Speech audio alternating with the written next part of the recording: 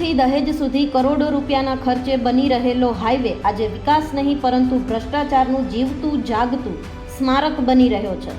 400 કરોડ રૂપિયાની માતબર રકમની આ યોજના પર કામ ચાલી રહ્યું છે તો પછી સરકારી નાણાંની ખુલ્લેઆમ લૂંટ એ પ્રશ્ન આજે આમોદ તાલુકાના દરેક ગામમાં ગુંજી રહ્યો છે।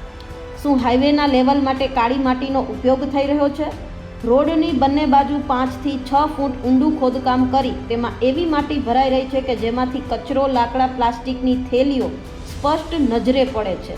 આ કઈ જાતનું નિર્માણ છે કે પછી ભવિષ્યમાં હાઈવે બેસી જાય એવી ગોઠવણ ચાલી રહી છે? સ્થાનિક લોકો આવા સવાલો ઉઠાવી રહ્યા છે કે સ્થળ પર કોઈ જવાબદાર અધિકારી જ નથી। ટ્રક ડ્રાઈવર આવે છે, માટી ઠાલવે છે અને જાહેર રોડ પર દોડતા થઈ જાય છે। કોન્ટ્રાક્ટર ક્યાં છે? સાઇટ સુપરવાઇઝર ક્યાં છે? એન્જિનિયર, કન્સલ્ટન્ટ કે સરકારી અધિકારીની હાજરી કેમ નથી? આ બેદરકારી નહીં, પૂર્વ નિયોજિત ભ્રષ્ટાચાર હોવાનું લોકમુખે ચર્ચાઈ રહ્યું છે।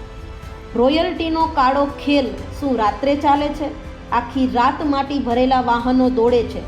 કોની રહેમ નજર હેઠળ, કોના આશીર્વાદથી? રોડની બાજુઓ ખોદી નાખવામાં આવી છે પરંતુ કોઈ સેફટી વોલ નથી, કોઈ ચેતવણી બોર્ડ નથી। કેટલીક જગ્યાએ તો ફક્ત નામ પૂરતી તૂટી ગયેલી જગ્યા પર પ્લાસ્ટિકની પટ્ટીઓ લગાડી કોન્ટ્રાક્ટરે પોતાની ફરજ પૂરી થઈ હોવાનું નાટક કર્યું છે। જો અહીં કોઈ મોટી દુર્ઘટના સર્જાય તો સંપૂર્ણ જવાબદારી કામ કરનાર એજન્સી, કોન્ટ્રાક્ટર અને દેખરેખ રાખનાર અધિકારીઓની રહેશે। આમોદથી દહેજ હાઈવેનું કામ હર પ્રગતિ પર હોવાનું કહેવામાં આવે છે પરંતુ હકીકતમાં એસ્ટિમેટ મુજબ કામ થતું નથી તેવા ગુણવત્તા પર પ્રશ્ન ઉઠી રહ્યા છે। હવે પ્રશ્ન એ છે કે સરકાર ક્યારે આંખ ઉઘાડશે?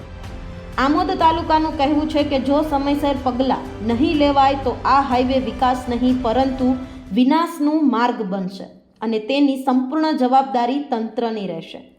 આ વિકાસના નામે ભ્રષ્ટાચાર હવે સહન નહીં થાય। આ આમોદની જનતા હવે ચૂપ નથી બેસવાની। આ લોકો આ હાઈવે નું કામ હમણાં ચાલુ થયું છે જેનો ગવર્મેન્ટે ખૂબ મોટો ફંડ એવો હાઈવે થયા આ દહેજ થી આમોદ એમાં પહેલા આપણે તે દિવસે હું અહીંયાથી જતો તો મેં પૂછ્યું તો એ લોકો સાઈડની ઢાળો ખોદીને ફેલાવતા હતા તો મેં પૂછ્યું કે ભાઈ આ તો કાળી માટી નીચે છે, તમે લોકો આ કરો છો તો કે એ અહીંયા પાથરવાનું જ છે, આવું જ એસ્ટિમેટમાં છે।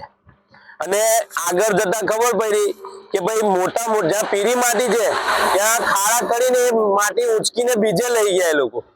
તો જયારે ખોદવાનું જ આટલું છે ને 2 ફૂટ ઉપરથી ખાલી પૂરવાનું છે તો આ માટી ખાડા કરીને લઈ જવાનો પણ શું મતલબ? અને નીચે કાળી માટી જો પાથરશે તો એ બેઝ એનો ખરાબ જ બનવાનો છે।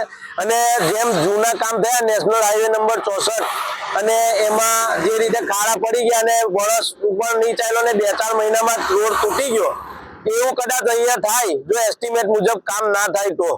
કહેવાનો મતલબ એવો છે કે પીરી માટી કાઢી જાય ને કાળી માટી, હા, પીરી માટી કાઢી જાય ને કાળી હોય તો ત્યાં ને ત્યાં ફેલાઈ દે છે તો આ વાત ખ્યાલમાં બરાબર આવતી નથી। હવે અધિકારીઓ અહીંયા ખૂબ જ ધ્યાન આપવાની જરૂર છે।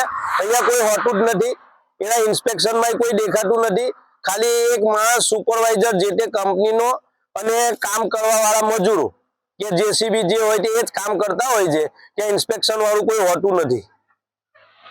શું થવું જોઈએ આ બાબતે? અધિકારીઓએ ખૂબ જ ધ્યાન આપવું જોઈએ।